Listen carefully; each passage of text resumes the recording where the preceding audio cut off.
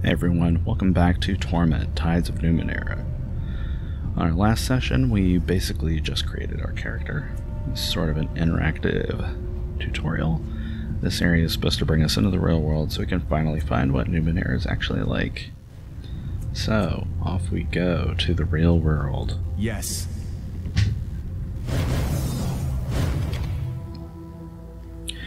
Your dominant tides will not stop you from taking any paths or picking any options in conversations, but they something that went too fast. Where did he fall from? His body smashed to talc. It's a wonder he's still breathing. All I saw was a corona, not his origin point. But look, he's healing already. Spontaneous regeneration.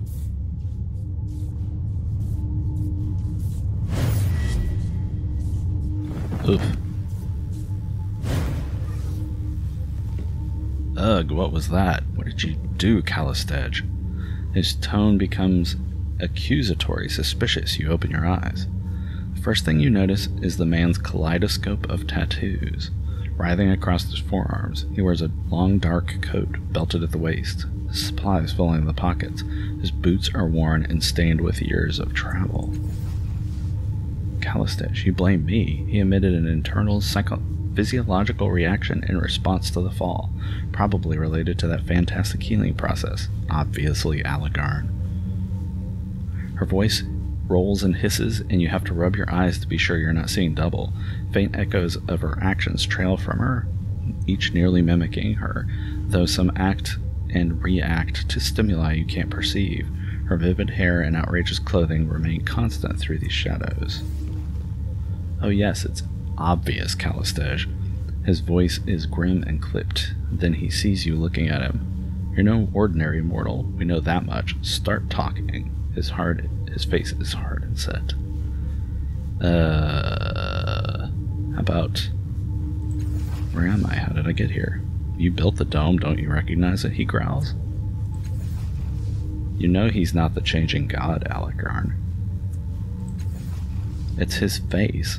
I've never seen any other people rebuild themselves like that. Only the changing god could have healed so quickly. He sighs and rubs his face, trying to regain his composure. Maybe you could help me for a change. You know what this means to me. You're familiar with the word changing, Aligarn. It implies inconstancy. Thus, the changing god may well have changed. Several versions of her shrug, and she addresses you. You'll have to forgive him. He believes you're someone he once knew, even though it's painfully obvious to anyone that you were newly born. Her most solid self curtsies while the others battle or spin. I and my sisters am Callistege. This is Aligarn. We are explorers and knowledge seekers. That is how we came to be in this room. If I'm not mistaken, you are what we call a Castoff. The changing god created you, body and mind. Your sire used your body for a time, then abandoned it for reasons of his own. When his mind departed for a new experience, you were born into this cast-off shell. Okay, where are we? What is this place? A sanctum of your sire's. The common belief is he has several such places throughout the Ninth World, possibly other worlds as well. We were only just able to gain entry to this one because of your grand entrance.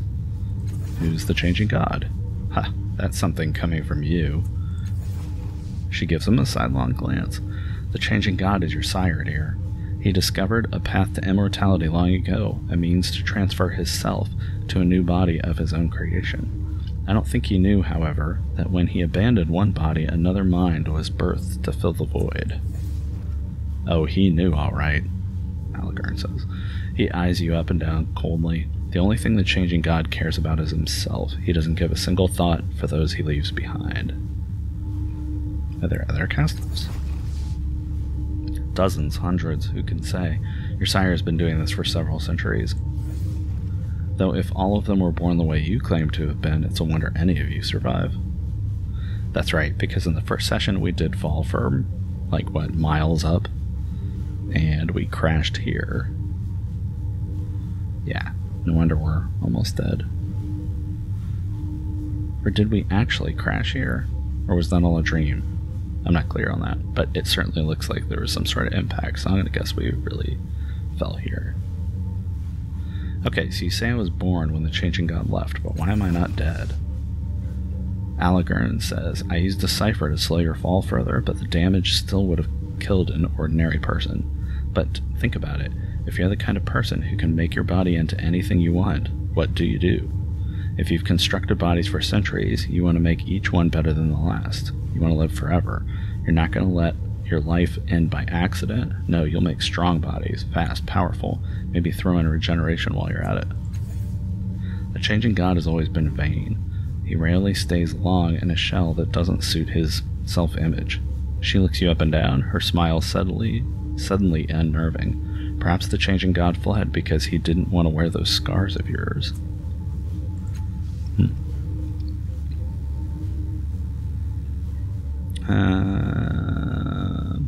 The Changing God abandoned my body. Where is he now? If he abandoned your body, then his consciousness fled to another. He eyes you keenly. Oh, do stop. The look she gives Allegern is equally piercing, amplified by the withering glares of her sisters. If there's one thing we know about the Changing God, dear, it's that he always has contingency. This child was born here. The object of your obsession will have been reborn somewhere else. What was that blast of energy when I woke? As I was telling my colleague, it was obviously a physiological reaction of some kind. I've never witnessed the birth of a Castoff, but yes, it could very well have been caused by your nascent consciousness. Don't worry, I don't believe it caused any real harm. Not to me, at least. Really? You've been more abrasive than ever since we came here. He shoots her a sidelong look. She can't empathize with other people unless she's experimenting on them. That's creepy. Okay, are you sure the surge didn't hurt you? If it did, it was damage in our minds, though how you'd check if it carked her, I couldn't say. Tough to find normalcy there. At least we know it didn't hurt Allegern. That skull's as thick as organic stone. That's funny. Okay, so do you know anything about the tides? I've heard that term before, a subject your sire studied in great depth. I'm afraid it isn't my field of inquiry.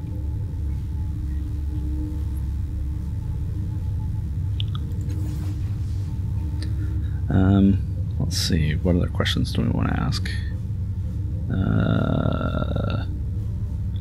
Okay, before I woke, I was in some kind of dreamlike labyrinth with a glowing specter. With how hard you hit the ground, I'm surprised that's all you saw. Thank you. Falling from the sky didn't kill me. Is there anything that can? An excellent question. Having seen your regenerative abilities in action, I suspect they are primarily physical, a regrowth. If that's the case, you'd be unable to survive most varieties of psychic or molecular decomposition, disintegration, conflagration, and so forth. Degenerative diseases could pose a problem, and I know of several entities capable of psychic destruction. As she speaks, a vision flashes in your mind. It's not yours, exactly. Somehow you know this is a memory of the Changing Gods. You're in a dark room, lit by a myriad of blinking lights and holograms from the many machines surrounding you. What about a body can withstand the sorrow's attacks, says a voice. It seems to be coming from one of the machines. No, you reply. The thing has no respect for barriers of any kind, physical, temporal, psychic. This is the only way. With a series of gestures, you bring up an image of a crystalline pod. If the resonance chamber works, it will give us the power to stop the sorrow's hunt once and for all. We just need the right focal point, a catalyst. The memory fades. Calistege is still talking. You realize that the device you saw in your memory is identical to the one behind you now. It looks just like the Spectre had described it, a transparent sarcophagus inside a crystalline dome, with mechanical arms arrayed around it on a metal ring. Unfortunately, the dome is shattered, the sarcophagus is cracked, and one of the arms is in pieces on the floor. Whatever its function, it clearly needs repair. Calistege still talking. Or flesh-eating viruses. One presumes disfigurement by the iron wind would likewise be devastating enough too. Okay, so this whole time we've been dreaming, she's been sitting here listing off all the things that could probably kill us. I think he gets the point, Calistege. Okay, I saw a vision of myself in another time and place just now. You didn't see it too, did you? I saw you stare into space while Callistege graphically described all the ways you could die, but that's about it. He snorts. I only noticed it because I did the same thing. It's funny. Do either of you know anything about sorrow? I've had my share of sorrows, but never the sorrow. What's that, a disease? Callistege's mouth compresses in a tight line. I know nothing about it. I don't think she's being honest. Okay, do either of you know how to fix that crystal chamber there? Making a note. Quest. Algren chuckles, then firm and certain he says, not likely. Though it might not be impossible, you need people with the appropriate knowledge. I'm sure the cult of the changing god will know the answer, will hold the answer. Her distaste is evident in the expressions of her echoes, although the face of one in the lead remains carefully impassive. You turn to the insane to help a newborn. Where's your judgment, Algren? I would take him to the Order of Truth. The Order of Truth? Are you mad? They would sooner take us apart. What's the Order of Truth? Knowledge seekers. The learned who try to wrest secrets from the hearts of the prior worlds. They gather in the city to exchange their findings and help humanity build a brighter future. She smiles brightly. Our friend Algren here was once one of them. Frauds, quack-salvers, and charlatans. They don't have all the answers, and I'd not trust them with the changing god's secrets. You're just angry that they couldn't help you with yours. Her echoes tinkle laughter. But I am being too cruel, dear Algren. Let us take our new friend to the Order. What's the cult of the changing god? Despite what she says, they're not insane. They're eccentrics. She laughs, but he soldiers on. They're worshippers of, well, of you, or your sire, the changing god. They devote their lives to understanding your kind. Okay, so it looks like I get to either choose Algren or Callistege. Do I want to go to the cult of the changing god or the Order of Truth? Okay, so given that Algren was a member of the Order of Truth, and he is somewhat concerned that they might have hostile feelings towards us, whereas the cult of the changing god, they might be crazy, but at least they're on our side, and they might be experts in us, or whatever. I think I'm going to take that one. Algren, will you take me to the cult of the changing god? A wise choice. Your worshippers aren't likely to cut you apart, and they're sometimes fools, but they collect knowledge and data. They'll tell you more than you care to know about whoever you are. They could give you good counsel. Callistege sniffs and gives Algren an acid glare. Good counsel. The best counsel is to come with me. I'll accompany the two of you. When you change your mind, you'll need an introduction to the Order of Truth. Fine, we'll both go, but don't be surprised when Callistege leaves you broken in a ditch with your purse empty, while she laughs it off as a good experiment. Suspicious as always, Algren. Child, the world is an exciting place, but it is full of dangers. Rest assured, one of us will get you safely to where you need to be. I'll be right behind you. A sunny smile crosses her faces. Okay. Okay. No, why do you want to go with me? What's in it for you? I won't deny that you're an exciting find, but it's not about that. I just want to see you safely out of the reef. Kid, you're not safe here, and just because you're new. And not just because you're new. Treasure hunters trawl the reef, scavengers who would sell you for parts if they knew where you came from, what you were. Alright, then let's go. You have gained your first companions. They will follow the Last Castoff and can be controlled during a crisis. You can speak to them about their pasts and the advantage of their unique abilities and skills. Companions have their own motivations and personalities, and depending on the choices you make, they may not follow you forever. You will find more companions who join you as you travel through the Ninth World. Take this opportunity to explore your surroundings. You may find items, equipment, and more to assist you. When you're ready, you can leave the Broken Dome using the stairs to the northeast. Yes. Okay, well, let's take a look. What's this? mechanical arm lies on the floor, presumably broken during your fall. Sparks pour from the arm's shattered housing, filling the air with a greasy stench. So if I had lore machinery or quick fingers, I could scavenge something, but I don't, so let's just examine it. The sharply pointed apparatus that formerly topped the device appears burnt out and useless, but the equipment at the base remains at least somewhat operational, as the constant stream of sizzling motes can attest. Unfortunately, we don't have the skills to scavenge it, but let's take a look.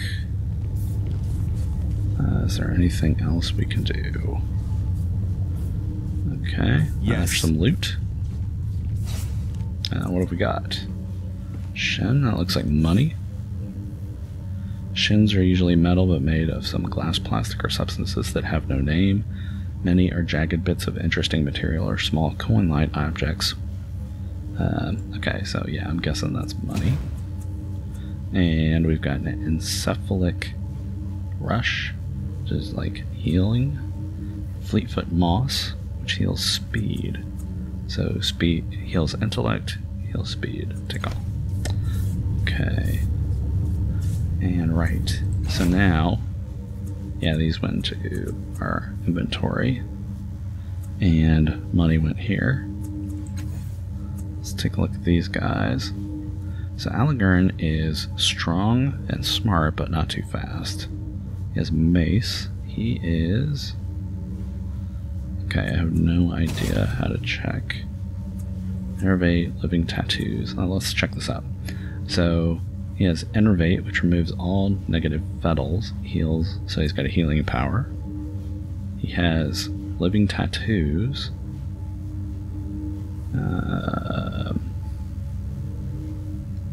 Okay, while active, use similar actions, attacks defensive esoteric ciphers or healing esoteric ciphers, multiple turns in a row to chain increasing effects.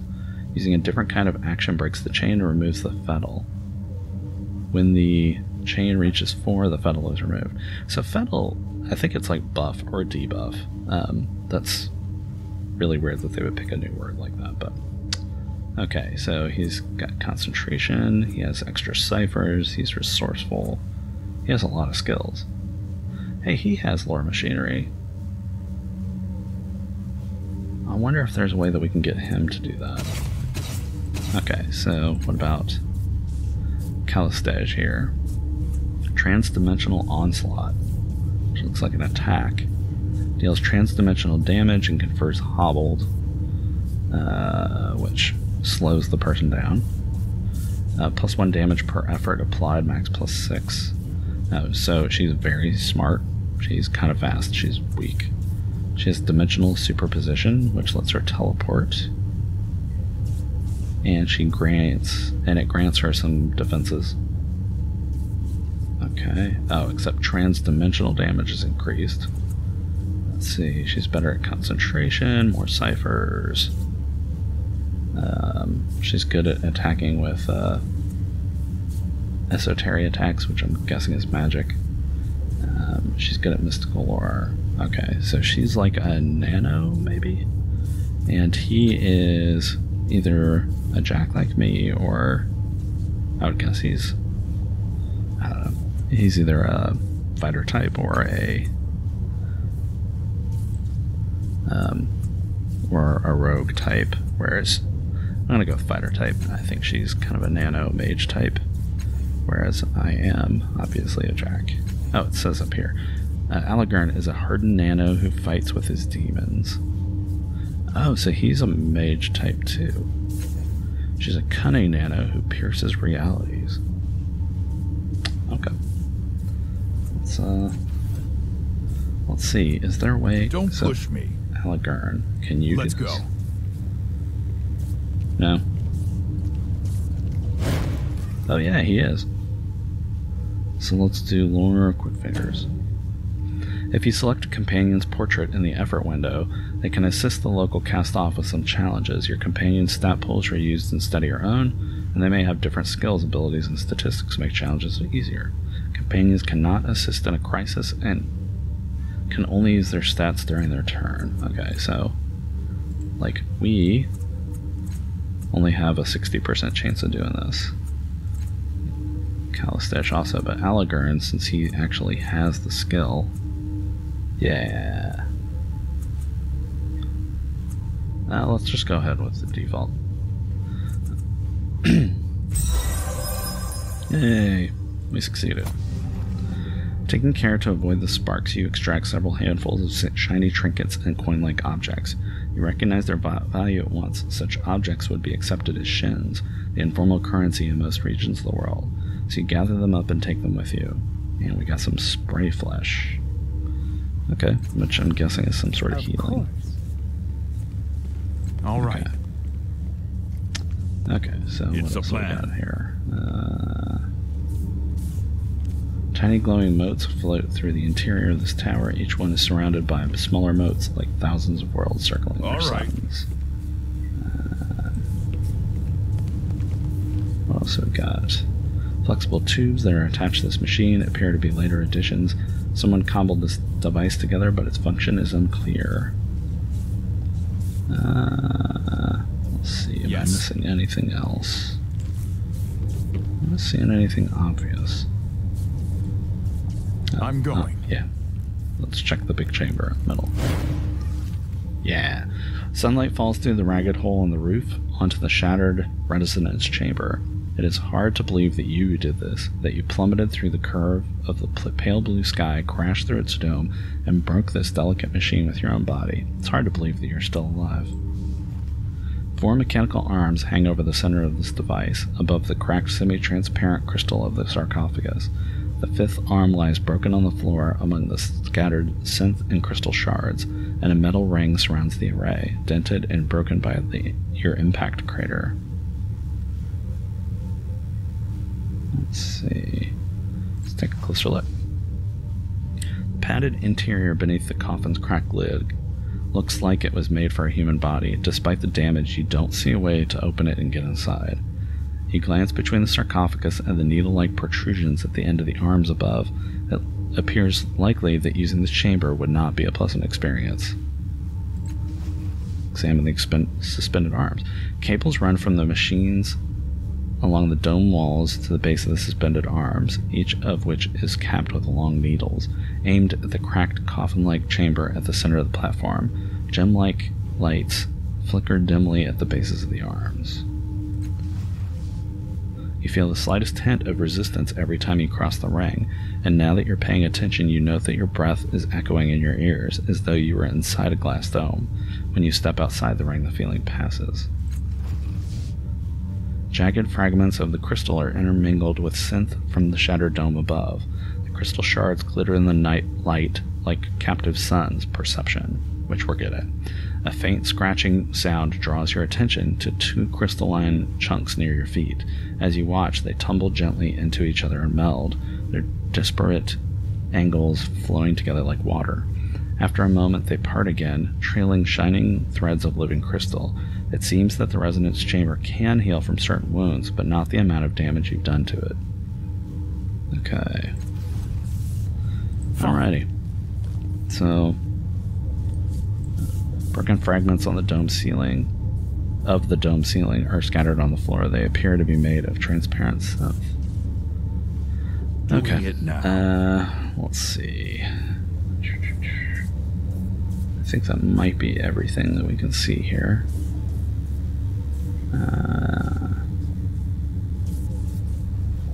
I'm not seeing anything obvious.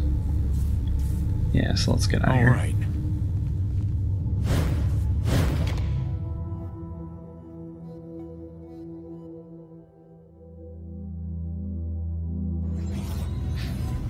I need to talk to you. Oh, really? This is the Reef of Fallen Worlds, kid. It's a dangerous place at the best of times. And with you lighting up the sky as you fell, well, we should get out of here as soon as possible. Okay. Why were you looking at me when you said that? I wasn't, he growls. Don't be so paranoid. But when she isn't looking, he raises his eyebrows at you knowingly. Okay. So what makes the reef so dangerous? The Numenera of the past are always dangerous, but there are other dangers too, some closer than others. What are the Numenera? You want me to tell you? He laughs without mirth. The Numenera are all around you, everything left over from the prior worlds. Sage's Cliffs thrives by trading artifacts from the ancient civilization. Hells, you can't scoop up a handful of earth without finding drit from prior worlds mixed with it. Is drit a word, or was that supposed to be dirt? Numenera is anything from the prior worlds, but mostly we mean the stuff of value to us. A lot of Numenera are just oddities, fancy trinkets with little real use, but sometimes you'll get a cipher that lets you do something incredible. Artifacts are worth even more. A cipher will only do something once, but artifacts last a lot longer, though they can burn out at the most inconvenient times, he frowns. Not that it's ever happened to me. Of course, we've got no idea what most of this junk was originally intended for. In most cases, it doesn't really matter. Like, you might find what used to be a propulsion unit for a star chariot, but who the hell knows enough to build you the rest of it? Better to use it as a weapon or a power source. He scowls, frustrating about something. I bet we could remake the world if we knew a tenth of the secrets of the ancients, but most days it's a challenge just to survive. What's your story? Ask me again when we get out of here. I don't trust this damned reef any more than the company we keep. What do you think of Calistege? A parasite disguised as a scholark. Don't be surprised if she betrays you before the day is done. Actually, that would be slow for her. Ugh. Can you tell me about your tattoos? These, they're nothing. Call them a consolation if you must. Some call them by worse names, but that's because they've had occasion to run afoul of these little snakes. He looks away. This line of questioning is clearly at an end. What do you think we should do next? You want to fix that crystal chamber back there? Yeah. First step is getting out of the reef. Okay, let's keep going. How about her? Does she want to say anything to me? Child, this is not a place to walk lightly. There are dangers in the reef, both old and new. What kind of dangers? Myriad, we walk through among the Numenera, detritus of fallen worlds and antediluvian wars. Not everything in the reef knows that its wars ended long ago. Yet the true dangers are contemporary. The reef holds the promise of treasure for the determined, but not always the scrupulous. An astute question, my dear. The most likely answer is that your sire discovered something he could repurpose for his own designs. If you could seal a dome as well as he did, the reef is as good a place as any for experimentation. What's your story? She laughs. Now is not the time, dear, nor is the reef a safe place for lengthy disquisition. Rest assured, when we reach the cliffs, there will be plenty of time to swap tales. What do you think of Elegern? Her lips pucker like she's tasting something foul. He's useful, she finally says. At least he was once. If that pompous lack-nibber, forgive my language, dear, finds one more fault with me, I expect my sisters will murder him in several realities. There goes one now.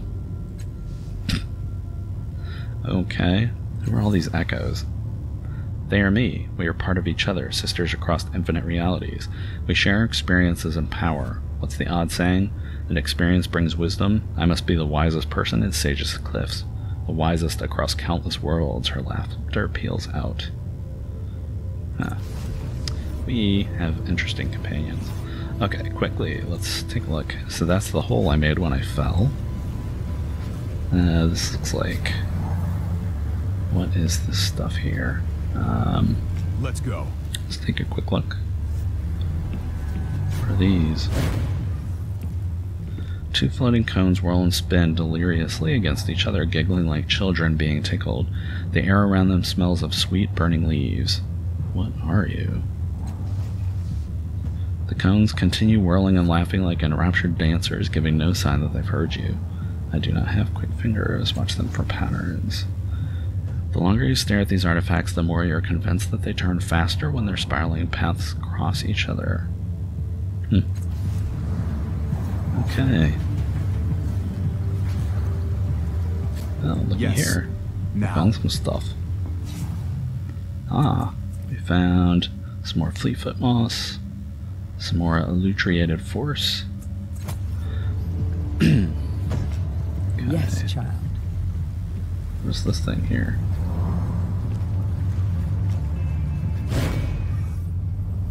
A matte black obelisk floats in the mid-air above the water. It has sharp curved sides that converge to a glowing tip that brightens or dims with the passing of the bay's faint breezes. Yeah, let's touch it. You raise your hand towards the obelisk. Dark green light wells from within the black stone, fixed on you like a furious eye. Allegern says, I knew someone who did what you're about to do. Aeon Priest. A beam came out the top of the thing and ripped his face off.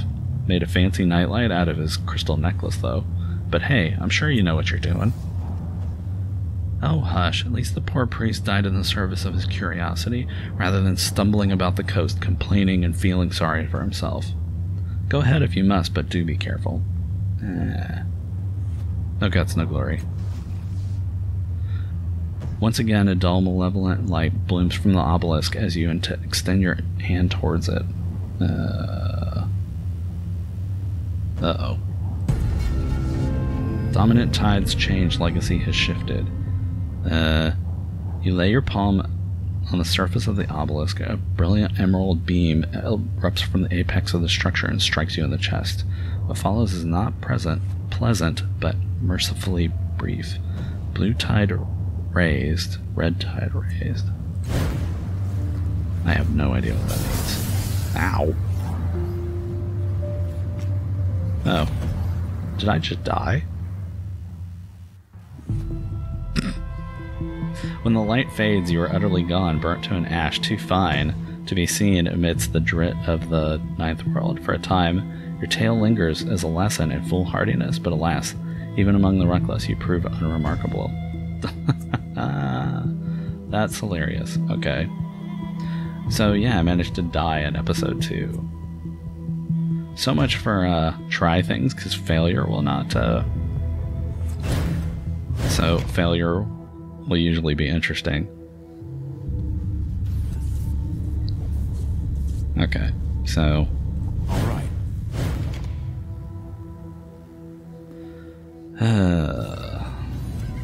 I need to talk to you. Yeah, we've already talked. This is the Reef of Fallen Worlds. Yeah, we've already talked. We've already done all this. Place at the best of times. With you lighting up the sky as you fell. Yeah, let's just keep going. We've already done this. Now. So, I don't understand what that was about. So, if I just died and I had to reload, then what's with the red tide, green tide? Yes. Red tide, blue tide bit. I didn't see anything on here about red tide, blue tide.